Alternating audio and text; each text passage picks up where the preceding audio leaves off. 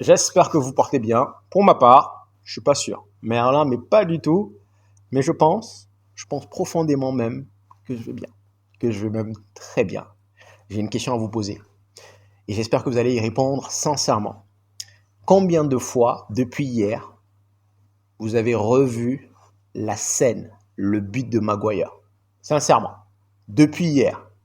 Pour ma part, je vous dirais facile une dizaine de fois. Et à chaque fois, c'est la même sensation. Tu fais comment à chaque fois, à chaque fois, à chaque fois, à chaque fois. Donc sincèrement, guys, j'espère que vous allez y répondre sincèrement. À titre d'exemple, Monsieur Olivier, il me dit qu'il a regardé les highlights, pas le but uniquement, les highlights plus de 12 fois. Quelle sensation, guys. Quelle émotion. Quant aux Lyonnais, franchement, faut l'avouer, vous avez fait preuve de bravoure, vous avez été héroïque, vous avez développé un football par moments sensationnel. Franchement, je vous dirais même quelque part, par intermittent, je vous ai un peu envié. Mais je reconnais également que notre coach il vient d'arriver. Donc forcément, pour implanter, pour révolutionner et développer ses idées, il faudra peut-être attendre encore un an, voire même deux. Mais en tout cas, sincèrement, well done, guys. Mais vous avez oublié un détail important. C'est le poids d'un grand club. Et ça, malheureusement, ça paye cash. Je vais un peu paraphraser Rio Ferdinand à la fin du match. Il a intitulé Old Trafford, la mythologie mancunienne. Et sincèrement, il n'a pas tort. Parce que nous avons une histoire, nous avons un vécu, nous avons un aura. Et ça, malheureusement, je suis désolé, mais seuls les grands clubs peuvent prétendre l'avoir.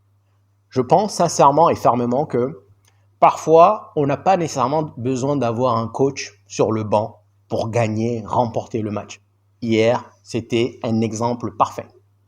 Et c'est arrivé à plusieurs reprises. Je vous donne l'exemple de 2014 en Champions League. Manchester United va à Olympiakos.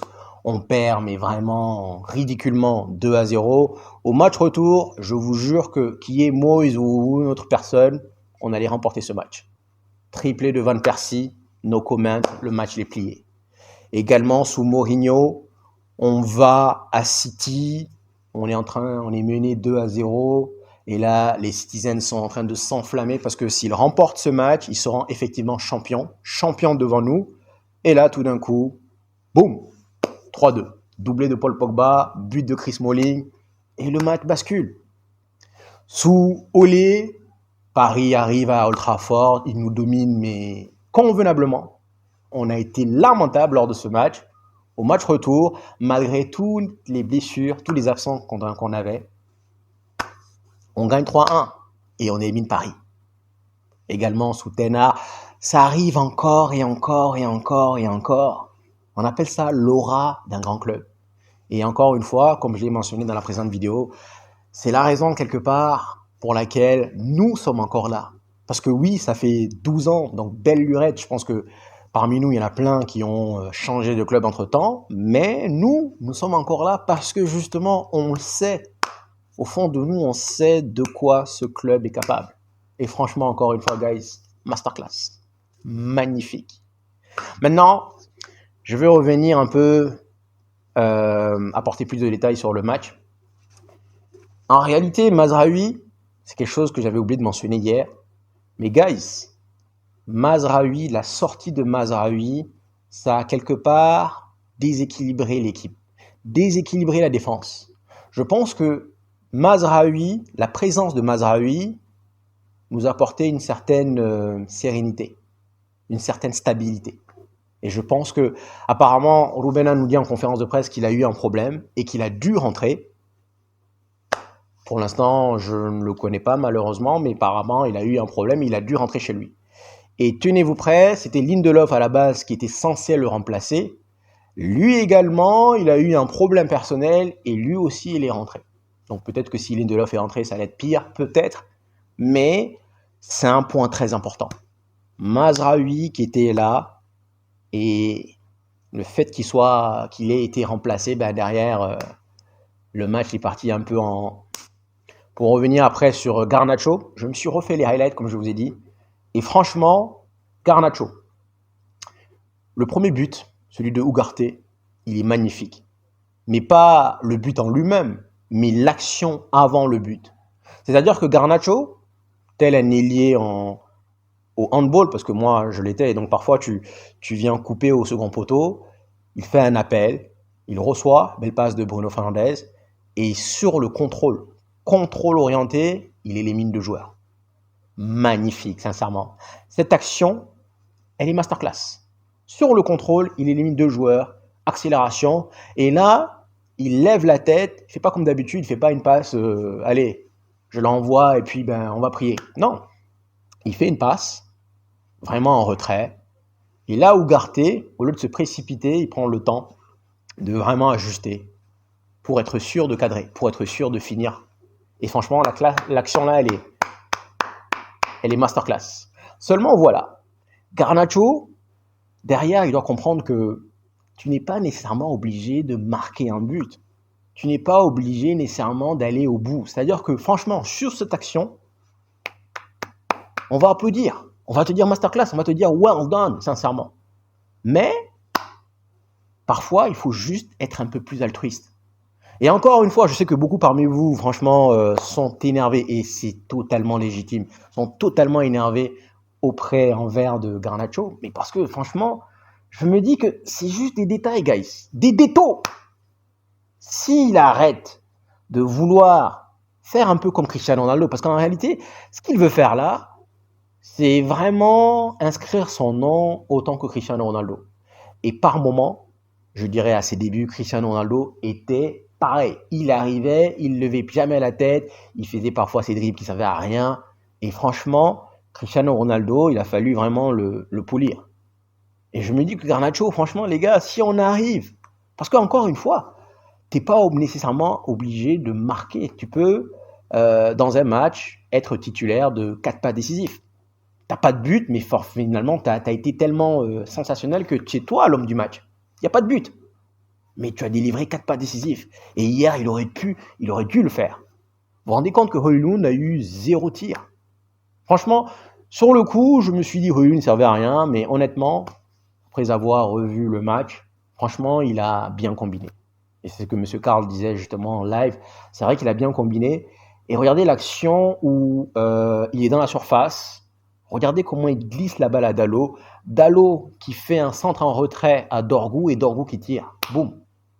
Franchement, il y a eu de belles actions hier. Quand on revient sur le poteau de Bruno Fernandes, sur la frappe, le pressing intense qu'on avait effectué, la frappe de Casemiro, il y a eu de belles actions en première mi-temps. Et avant même que Lyon marque, parce que Lyon réduit l'écart à la 70e minute, il y a eu donc l'action de Garnacho, il y a eu l'action de Dalot, il y a eu l'action de Dorgu, il y a eu 2 actions de Dorgu, c'est énorme. Franchement, on aurait dû plier le match. Mais bon, je me dis quelque part que cela devrait nous servir quelque part de leçon. Mais franchement, encore une fois, là, on a perdu Delirte qui n'est pas là. Et je l'avais déjà dit la dernière fois, mais le fait que Delirte ne soit pas là, ça pose problème. Parce que Maguire, même si c'est lui l'auteur du 5e but, pour moi, il n'est pas aussi stable, il n'est pas aussi bon défensivement que Delirte. Et donc là, on enlève du puzzle Delirte et Mazraoui, ben forcément, sur un point individuel, et là je vais revenir sur Euro, sur un point individuel, c'est pas mal. Euro hier, pour moi, entre lui et Casemiro, et peut-être Bruno Fernandes, mais surtout entre lui et Casemiro, ce sont les prétendants de l'homme du match. Euro, il était sensationnel, mais malgré cela, on a pris 4 buts. Tout simplement pour moi parce que il était à gauche, et en fait, c'est une question psychologiquement de repère. Et une fois que tu enlèves un membre du puzzle, même si tu le remplaces par un autre, ben, ce n'est pas la même alchimie. Et je pense sincèrement que oui, on se plaint du fait qu'encore une fois, on a encaissé 4 buts, c'est vrai, mais la défense, Heaven n'était pas là. Pour moi, Heaven, c'est un prétendant pour être titulaire. Euro, il a été sensationnel. Maguire, il a marqué le but, il a été bon par mi-temps, mais sincèrement, il manquait 2 puzzles importants. Onana, franchement les gars, avant que Lyon, certes Lyon a marqué 4 buts, mais avant que Lyon ne réduise l'écart, il a eu 1, 2, 3, 4 parades effectuées. Franchement, l'action de Cherki, l'action de Tolisso. D'ailleurs, sur l'action de Tolisso, il fait l'arrêt, le ballon va en touche, il gonfle les poumons comme si genre, ouais, vous avez vu ce que je viens de faire. Franchement, oui, on le critique, on le jette dans la boue. Mais hier, franchement, les 4 buts, pour moi, c'est pas vraiment de sa faute, c'est plus défensivement que nous avons. Bon. Et encore une fois, les gens peuvent se plaindre autant qu'ils veulent, mais si tu enlèves un membre déjà des Lirt, t'enlèves un membre important, t'enlèves un deuxième, je suis désolé, dans n'importe quelle défense, ça va sauter. N'importe quelle défense. Si aujourd'hui vous me dites que tel club, c'est eux qui ont la meilleure défense de toute l'Europe, je vous jure que vous enlevez 2 membres importants, ça va sauter. Donc ça, c'est un point important. Donc je ne sais pas ce qu'il a, Mazraoui, on verra. On va aller voir tout à l'heure. Mais encore une fois, c'est juste magique. Et on a posé la question à Paul Scholes. Qu'avez-vous pensé réellement quand Bruno Fernandes a marqué le péno? Déjà, le péno, sincèrement, il est très bien tiré. Le gardien est dessus. Il saute, le gardien. Il est dessus. C'est pour vous dire à quel point c'était très bien tiré. Pas à contre-pied comme celui de Nana, ou parce qu'en Nana, tu tires, le mec, c'est pile ou face. Mais le gardien est dessus. Bruno Fernandes la frappe très bien. Et en plus, encore une fois, il faut souligner l'envergure, le momentum du match. Parce que s'il la rate, s'il la met, tout un public, et même nous, devant notre écran, on va s'enflammer. Et c'est ce qui s'est passé. Donc on pose la question justement à Paul Scholes. Quand Bruno Fernandes marque le 3e but, qu'est-ce que vous avez pensé? Il dit, à cet instant, j'y ai cru. Et là, Ferdinand commence à blaguer avec lui en disant, non, laisse tomber, tu peux pas dire ça. Il dit, si, j'y ai cru parce que dans ce stade, on l'a tous vu, on l'a tous vécu. Dans ce stade, il s'est passé des choses extraordinaires. Et c'est ça en réalité. Si on revient sur la finale 99 à Barcelone, où tout le match, mais vraiment tout le match, le Bayern a eu occasion sur occasion, occasion sur occasion, occasion sur occasion, sur occasion. L'homme du match, pour ceux qui s'en souviennent, c'est Schmeichel. Schmeichel a fait sur arrêt, arrêt après arrêt, arrêt, arrêt. Et derrière, venu de nulle part. 2 buts en 1 minute. Ça, je suis désolé, hein, mais les Lyonnais, prochainement, avant vraiment de prendre de haut un club historique, déjà, contentez-vous d'essayer de remporter une Ligue des Champions, ou ne serait-ce qu'une Ligue Europa, ou ne serait-ce qu'une Conference League. Tant que vous n'aurez pas ça, je suis désolé, vous ne pouvez pas vous permettre, et c'est exactement ce que je vous disais durant le preview, vous ne pouvez pas vous permettre de venir être arrogant et de prendre de haut, malgré la forme, de prendre de haut un club historique, malgré la forme. Pour en revenir au milieu de terrain, je pense que Ugarte, il apporte. Mais le problème, c'est qu'en fait, il débauche tellement d'énergie qu'il n'est pas capable de tenir 120 minutes. Et je pense quelque part, ça a permis justement à Casemiro de se préserver. Parce que tous les efforts, toute l'attaque, tous les efforts sur lesquels il fallait aller courir, aller au charbon, c'était Ugarte qui les faisait.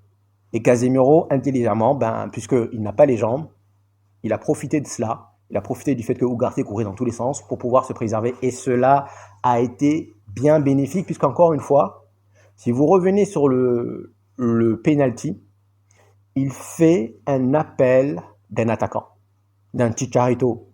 Quand, je crois que c'est Maguire qui tête, regardez ses déplacements, ses mouvements. Tout de suite, il sait exactement où la balle va tomber. Et il va là-bas. Et regardez derrière le contrôle. L'enchaînement, comment il s'emmène le ballon. C'est masterclass, les gars. C'est masterclass. Et là, je suis désolé, hein, il y a penalty. J'entends certaines personnes dire que franchement, peut-être que le penalty il est douteux. Il y a clairement péno. Mais cette action, Casemiro fait un appel, contrôle, il s'emmène le ballon, digne d'un attaquant. Et également le carton rouge. J'ai entendu plein de personnes dire que franchement, le carton rouge est douteux. Non, les gars, non, je suis pas d'accord. Il lui marche sur le talon. Je me suis fait la scène, je sais pas combien de fois. Il lui marche sur le talon. Il y a penalty, les gars. Il y a carton rouge, pardon. Donc, je suis désolé, allez aboyer, allez crier au scandale si vous voulez, mais il y a penalty. Et j'ai pas envie qu'on vienne penser que genre un peu assimiler la remontada de Barcelone, parce que oui, sur la remontada de Barcelone, le 6-1, je crois, il y a eu quand même quelques faits assez douteux, assez litigieux, j'ai envie de dire. Mais nous, hier, franchement, le carton rouge, je l'ai mérité, et le penalty, il est mérité. Maintenant, également, un autre point sur lequel j'aurais voulu développer, c'est que plusieurs personnes ont commencé à se plaindre du fait que justement, nous étions en supériorité numérique. Il y a un point important, les gars, c'est que parfois, ça arrive quand un club, malheureusement pour eux, se retrouve à 10, bah quelque part, c'est un fait qui peut les galvaniser. Et c'est exactement ce qui s'est passé avec Lyon hier. Sur le coup, au lieu justement d'aller pleurer, au lieu justement d'aller pleurnicher, ils ont pris le contrôle du ballon. Et ils nous l'ont fait. On a bu la tasse. Ils ont marqué 4 buts, qui est totalement... Le penalty sur Fofana, également, c'est un penalty.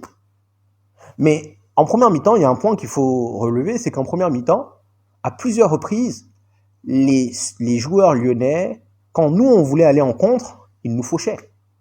C'est la raison d'ailleurs pour laquelle ils se sont retrouvés avec 5 cartons jaunes, je crois, avant le deuxième jaune de Tolisso. Parce qu'à plusieurs reprises, nous étions sur le point, quand il y avait 1-0, nous étions sur le point d'aller faire le break, d'aller les prendre en contre. Et là, qu'est-ce qu'ils faisaient? Ils faisaient outrageusement, volontairement des fautes. Carton jaune mérité. Carton jaune mérité, les gars. Donc, franchement, ce match, il est juste magnifique. Il y a eu une remontada. On a parlé de remontada avec Aston Villa. On était sur le point. Mais encore une fois, pour qu'il y ait une remontada, il faut également qu'il puisse avoir les ingrédients. Et les ingrédients, c'est l'aura, l'histoire. Et bien évidemment, le stade qui va avec. Quelque part, encore une fois, c'est pourquoi nous en voulons un peu aux Glazers, parce que Old Trafford, nous sommes malheureusement obligés de déménager, parce que Old Trafford, c'est tout simplement impossible de pouvoir le rénover. Tout simplement. Donc, ce que Anfield, ils ont fait, chaque année, ils prennent une partie et ils décident de le rénover. C'est-à-dire qu'aujourd'hui, quand vous allez en Anfield, c'est ancien, tout comme Old Trafford, mais parce qu'ils l'ont rénové chaque année après année, ben, derrière, voilà les conséquences. Nous, ils ne l'ont jamais fait, on l'a abandonné, ben, malheureusement, aujourd'hui, on est obligé de le détruire. Et donc, oui, Old Trafford, les gars, c'est un stade mythique. C'est un stade magique. Franchement. Je vais revenir sur un point important que Ruben Arubena a adressé en conférence de presse en disant et en répétant à plusieurs reprises que maintenant, la seule chose qui compte, c'est l'Europa. Donc forcément, on a senti que Bruno Fernandes était cramé. On a senti également que Garnacho était cramé, mais et là, il a porté un point assez vraiment crucial en nous disant que c'était le seul joueur capable d'évoluer en transition. C'est vrai. Donc là, quelque part, c'est une espèce de pic envers ses dirigeants, parce que là, moi, je me retrouve avec uniquement Garnacho comme joueur capable d'aller en contre. Et c'est vrai que, guys, rapidement, Garnacho, il a fait un bon match, sincèrement. Malheureusement, il manque encore une nouvelle fois le dernier geste. C'est ça qui manque à Garnacho. Et je me dis sincèrement, je sais que beaucoup parmi vous, vous êtes énervés envers lui, mais à plusieurs reprises, il prend le ballon et il a fait mal aux défenseurs lyonnais. Il prend le ballon, sa vitesse, sincèrement, c'est juste sa prise de décision, le dernier acte qui manque à l'appel. Et il dit donc par rapport à cela, Bruno Fernandes, moi-même également, j'ai senti vraiment cramé. Bruno Fernandes, je pense qu'il ne jouera pas contre Wolverhampton. Il nous l'a dit à plusieurs reprises. Là, la seule chose qui compte, c'est l'Europa League. Donc, nous allons agir en conséquence. Donc, je pense que là, les gars, on ne va pas être relégués. Dans tous les cas, franchement, Wolverhampton, demain, on va faire le preview. Mais, encore une fois, le plus important, c'est l'Europa League. Il faut reposer les cadres. On va probablement récupérer Amad Diallo. Amad Diallo, d'ailleurs, qui a posté ceci en disant bien joué à toute l'équipe. Et il a dit ce que tout le monde pense. Fuck Garnacho. Bien évidemment, Ils se côtoient beaucoup, ils rigolent ensemble. Donc, mais bon, voilà. Donc, guys, sincèrement, je sais que vous êtes tous toujours dans l'euphorie. Merci infiniment. Je sais que cette victoire, elle fera du bien aux joueurs, à toute l'équipe, mais à nous également. Nous, supporters qui souffrons depuis les 2 dernières années, là, guys, ça a été très douloureux. Vraiment. L'année dernière, on finit encore une fois, malgré la saison, sur une victoire en FA Cup. On espère sincèrement reproduire la même sensation. Merci d'être venu jusqu'ici et donc je vous dis, prenez soin de vous et ciao ciao.